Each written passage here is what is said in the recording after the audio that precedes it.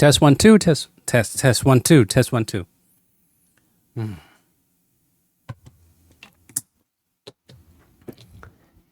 Hey, it's me again. Today is my second flavor of the 25 flavors of the same story challenge. I failed yesterday. I failed miserably. I halfway in telling the story, I lost myself. I lost the thought. I was asking myself, where am I going with this story? I don't know what to say next. And I stopped recording. I thought I might give it another try. And I thought maybe I practice a little bit and then record another video. But honestly, the one that I uploaded wasn't the first try. I have already done a lot of tries, but no, didn't work. So I failed, and I thought, well, I just have to accept that that was where I was about telling the story, right? I wasn't ready. I need more preparation. I need to think about it more. And that was where I was. And it was okay. It was okay to fail. Allow myself to fail, especially on the first day. Whoever does, or how often do you do something for the first time, you do it extremely well, right? So that was why I decided I'll upload the clip anyways and count it as my first day's result of this challenge. Fail. So today, I thought about it. What improvement? How should I make change? What should I try differently? How should I make it work today? And ended up, I procrastinated the whole day again. And it's now 8:40 in the evening. And again, I was like, if I don't do it now, I'm not going to do it today. So I hit record. I'm recording this. Whatever it comes out, I decided I'll just accept that this is where I am today. Okay? Acceptance. Accept that this is me today, not being able to do it perfectly, right? So I set a very simple goal today. Reflecting on yesterday, I set a very simple goal today. My goal today is to finish telling the story. However boring it is, however meaningless it is, my job is just to finish the story. That's it.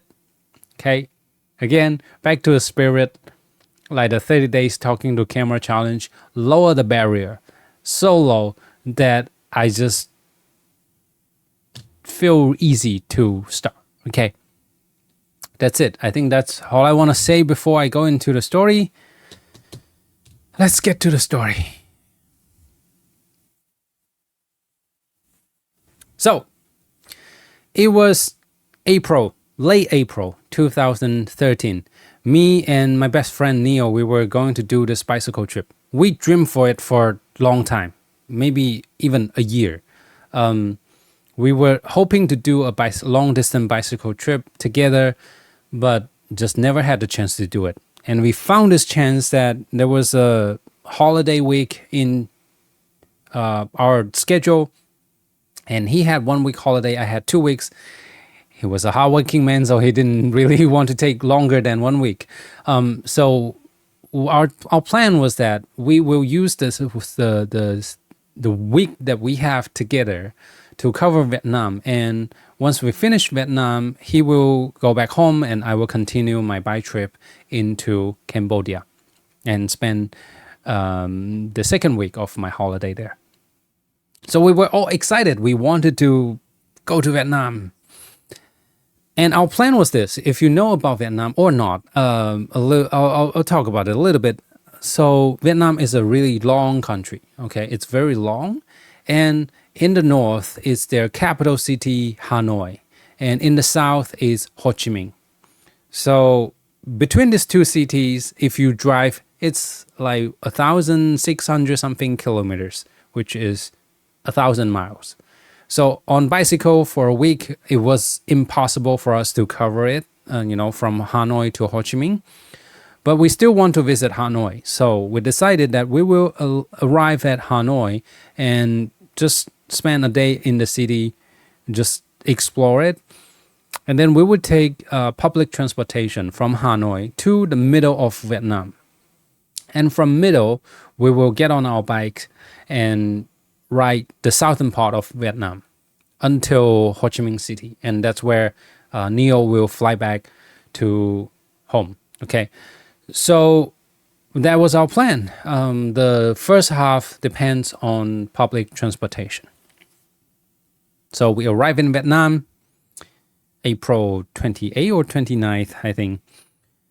And we enjoy the city. Hanoi, the most impressive thing for us, for both of us, was the motorcycles. I don't know if you ever been to Hanoi, been to Vietnam, any city in Vietnam, I guess, but Hanoi, I think it was the craziest. The motorcycle there, it was overwhelmingly chaotic. It was too many of them on the street. And we were riding our bicycle in the city, right? We were just feeling like we're floating in a river of motorcycles. Yeah, that was really the strongest impression that I have about Hanoi. And of course, the food was amazing. And in the evening, there were these small alley streets where people come out and sit like in the open air on the street, having food, having a beer. It was just lovely, beautiful. I so enjoyed that vibe. Yeah, that was Hanoi, beautiful, and enjoying the city. The next day, we went to the train station. We hope to get two train tickets to get to the middle of Vietnam, right? And because the train in Vietnam, I believe, if my memory serves me correct, they have sleeping seats, so you can sleep on the train. That was what we were hoping to do. And train was faster than bus. I think traffic wasn't really the most ideal in Vietnam, but well, yeah. So train was our most ideal option. So we went to the train station, but couldn't get the ticket because there were too many people. I was like, why were there so many people? And then we went to another option. We searched online. We found out that there was this thing that was popular amongst foreigners and tourists. It was called Open Tour Bus or Open Bus, something like that. And it's a well-equipped bus. It's air-conditioned. It also only have sleeping seats. So you get on the bus, you sleep, you get to your destination, get off. It sounds like an awesome experience. Actually, 2 years later than that trip with Neo, me and my wife, we actually went to Vietnam again. For me again, her first time. We took that bus. We took that open tour bus, and that bus was amazing. Everything I say, right? The air conditioning and there was music on the bus too, and you just sleep there, so comfortable, and you get to a different city, and you get off. Well, unfortunately for me and Neo, that was also sold out. And what was happening? Why all the tickets were sold out? We did some search online. We asked people. It realized that we arrived in Vietnam at the wrong time. It was a public holiday week in Vietnam. Their national day, their golden week, everyone was on holiday. So a lot of them were traveling, and obviously the tickets were all sold out. So we're like, this trip, we have dreamed about it for so long, and we were so excited. We were already in Vietnam, and now it appears that we're stuck in Hanoi.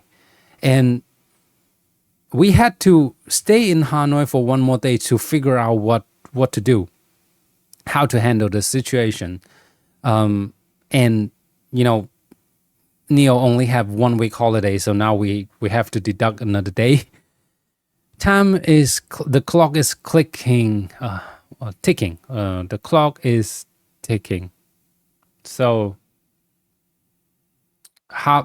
we're already like, God, we dream about this trip so long, and now do we have to give up? Do we have to just spend our whole week here at Hanoi and can't do the rest of our bicycle trip? But of course, we didn't stop trying, right? So we thought we'll need to give it our best shot. So we asked people. We basically asked anyone we met. We asked the hotel. We asked everyone in the hotel that we met. We asked the ticket agencies for the open tour bus ticket. We asked everyone we met in the train station, and we asked people we met in the restaurants. So we asked everyone, and apparently, not more than one person has told us that maybe you still have this option of local bus. It was like, what is local bus? And this guy, I don't even remember where we met him. He was like, local bus, there is local bus terminal. You go there, maybe you still have a chance to get a ticket. Because not very many foreigner goes there. I was like, okay, it sounds like we have a chance. So the next morning, first thing, me and Neil, we get on our bikes. We went to the bus terminal. We packed everything. We went to the bus terminal. We're like, if we get a ticket, we just departure. We just go. So we got there, and it was just like that guy said. There was no other foreigners in the bus terminal. It was a huge bus terminal. There were many, many buses and different colors, red, blue, yellow. And the signs were all in Vietnamese. Luckily, Vietnamese is a language that is written in Roman alphabet. So we were still be able to sort of remember things a little bit. But we were not able to communicate without Google Translate. So I had an iPad. I put a SIM card into it, and we used Google Translate to communicate with local. So the bus terminal, it was full of local people, and obviously there were long distance buses. There were like buses going everywhere in the country. And we went to the ticket counter and asked whether there's a bus going to Nha Trang, which was the city that we're aiming for. Actually, it wasn't the initial city that we're aiming for, but because we delay our trip, not delay our trip, because we're stuck in Hanoi, so we had to cut days. So we have to cut the distance we bike. So Nha Trang was then the city that we aim for. So luckily, the guy at the ticket counter said yes. And he pointed us. So actually, he asked someone, one of his colleagues, to lead us to the bus because we literally don't know which bus to find. So he led us to a yellow bus, a bus that is like in the middle of this huge bus terminal, and we were like, God, we found a way to get to our bike trip finally. So we got to this yellow bus. It was so outdated. It was like more than 10 years old bus. You know, this story happened 10 years ago, but this bus was already 10 years old looking at the time when we get on it. So we get to the bus, we asked the bus driver, and the bus driver like, yeah, get on. And they needed to charge us for additional fee for loading 2 bicycles onto the top of the bus. So we're like, okay, take whatever you need. Now thinking about it, we should have bargained because it was actually a little bit overpriced, I think, but it was affordable. We're like, okay, take it. This is our only option. Whatever you need, and we did it. And we got on the bus. The bus was, like I say, outdated. Remember what I say about the train, the open bus, the air conditioning, the sleeping seat. None of them was available on this local bus. This bus is really local. There was no air conditioning. The window has to be kept open the whole time because it was so hot in Vietnam. There was no sleeping seat. There was only sitting seats, and you just have to sit. And we asked the driver, how long does it take for us to get to Nha Trang? And remember, this is in the morning of that day. It was about, I think, 9:30 or 10 or something like that. And the driver told us it'll be tomorrow afternoon or evening. Was like, that is more than 24 hours. That's almost like 30 hours. And ended up, finally, we spent 36 hours, I think, on that bus. So it was a 2 day bus trip. And I was looking at Neil, was like, what a bumpy stop, buddy. And he was like, yeah, what can we do? This is all we got. So we got on the bus. We honestly were a little bit worried and disappointed. Worry in, are we able to get to our destination? Are we able to plan the rest of our trip, properly so that we can still do it? And disappointed in, of course, now we have to cut part of our trips, and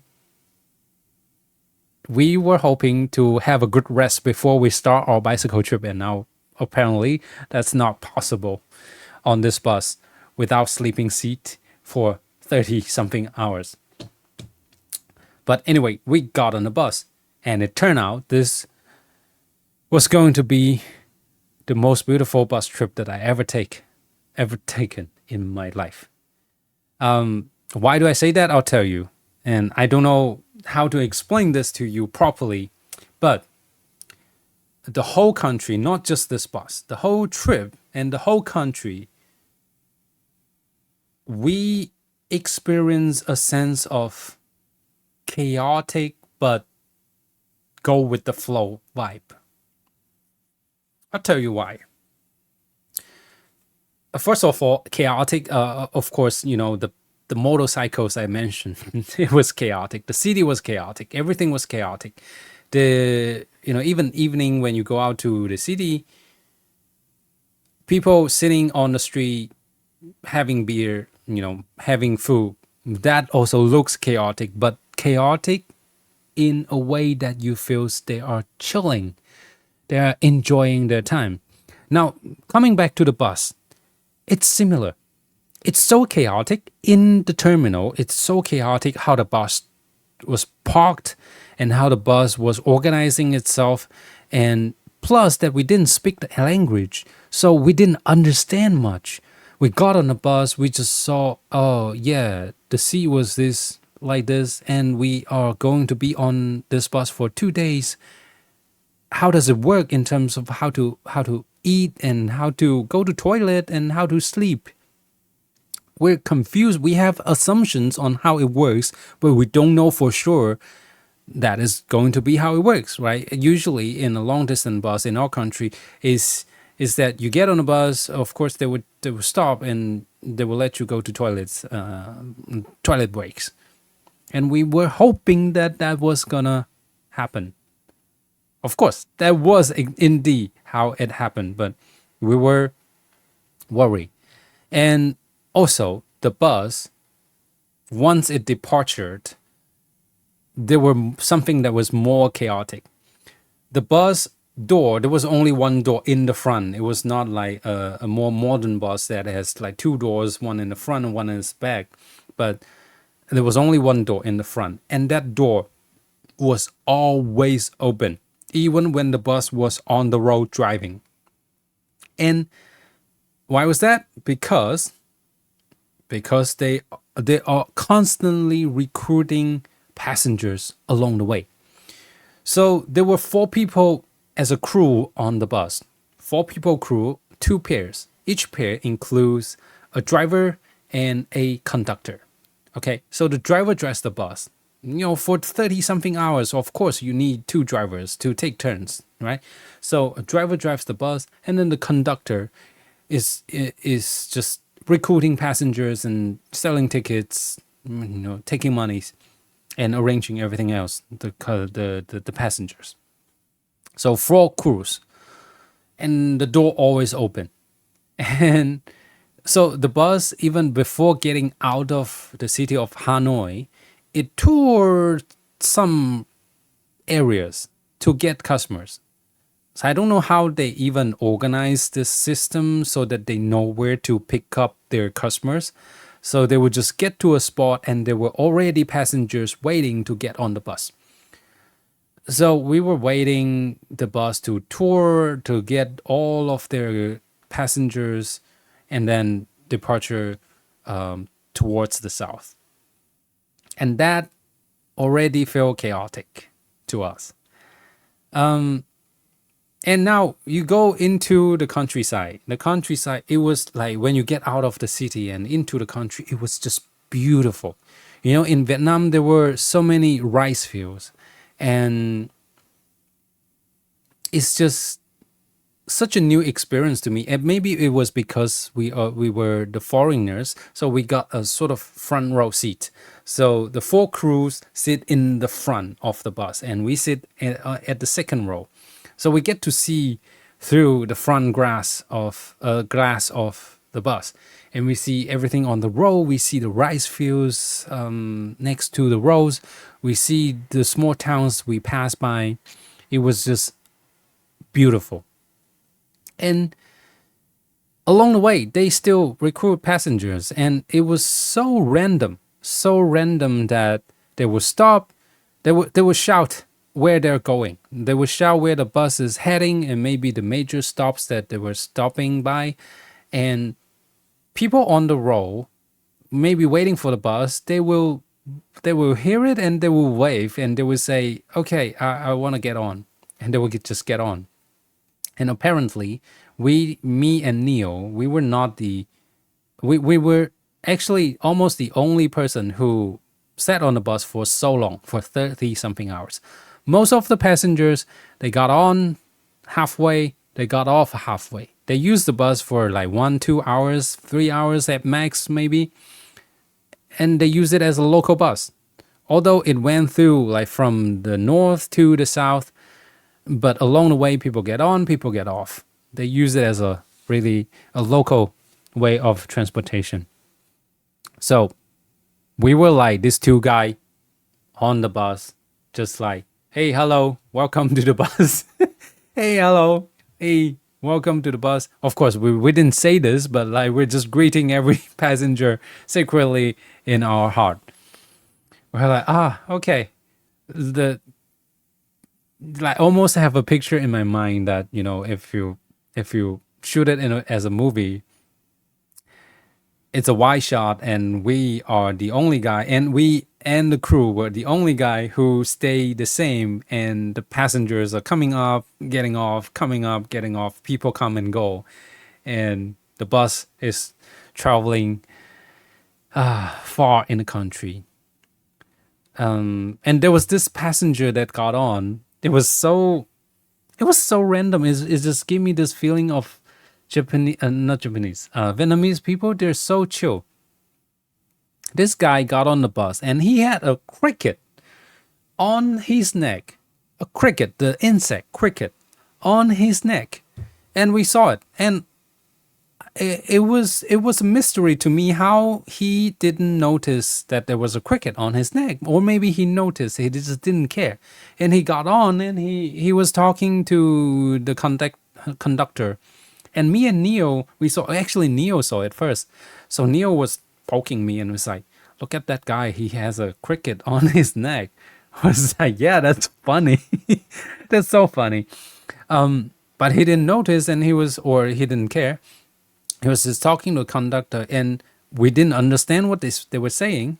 And to me, what it sounded like they were saying, it was like the conductor was asking, where are you trying to go? And he was like, where does this bus go? And the conductor was like, we're going to this place. And it was like, okay, I don't know where I'm going, but I think I'll get on this bus. And boom, and he set out. I was like, it feels so random. It feels so chill. And Neo gave this guy a nickname, call him Brother Chill, because he has a cricket on his neck and he doesn't care. It felt like he didn't even care about where he was going. That was the feeling that I got on this bus. That, you know, Well, actually, there was something else too. Like on this bus, we with the crew on this bus for 36 hours. We ended up feeling that we are part of the crew because all the passengers got on and got off, and we were the only person, the only two-person who stay on the bus for so long. We used Google Translate to talk to the crew. We even started to talk about our lives. You know, one of the crew, he was so young and he was like, he was overly excited about how to put it. I don't know how to put it. Like meeting girls, and he started to tell me stories about how he met like girls with. Yeah, I'll skip that part. But like he was telling my his life story with me over Google Translate, and after 36 hours, we just feel that we are part of the crew, and we had this feeling of like being on this bus together with this group of almost family. We don't speak the same language, but it's weird to say that, but it feels like we are part of this family and we're on a road trip, you know? The windows open, the wind comes in, it feels beautiful, and we smell the rice feel in the road to the front, and we were heading to the ocean. We were heading to a city with beach, a city with ocean. And it was just a feeling of road trip. So anyway, that was how we felt in this trip, that Vietnamese people, they were so chill. They were embracing whatever they encounter. Like how they got on the bus, like how they had a cricket on their neck but just didn't care, like how they live their life in this chaotic city without feeling stress. Or maybe they feel stressed, but they didn't. None of them feel stressed, and none of them look stressed.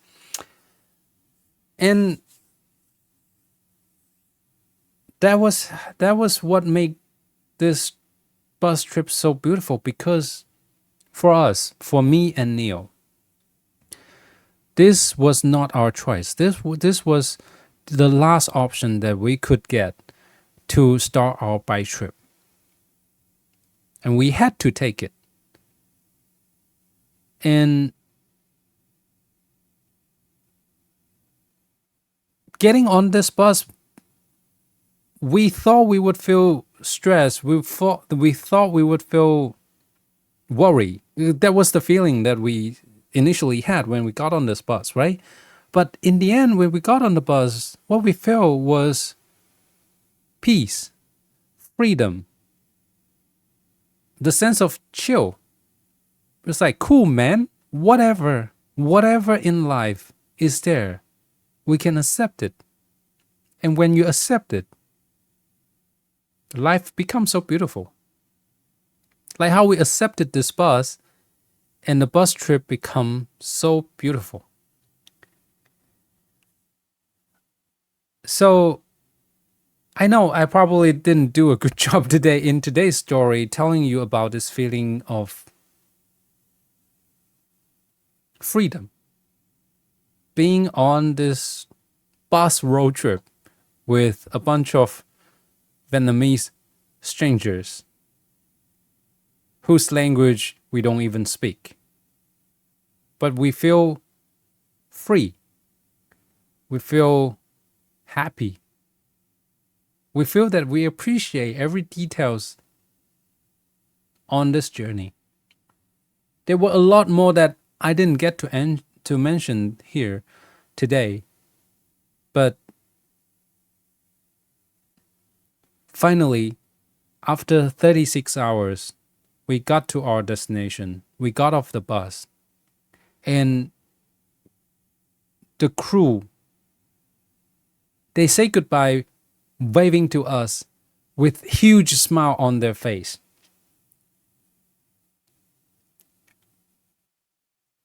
I just cannot forget about this trip. I thought about why I wanted to share this story with you and what even is the point in the story.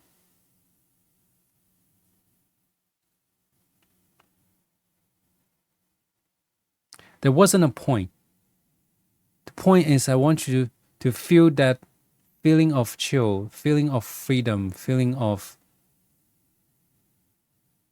you can accept whatever life gives you. And it is going to be beautiful.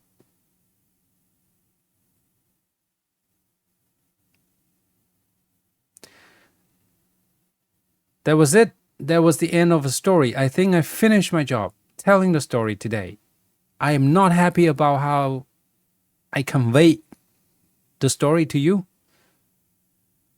but I did it. I did my job. I told you the story. And thank you if you listen till this second. Thank you so much. And I'll see you tomorrow. Bye bye.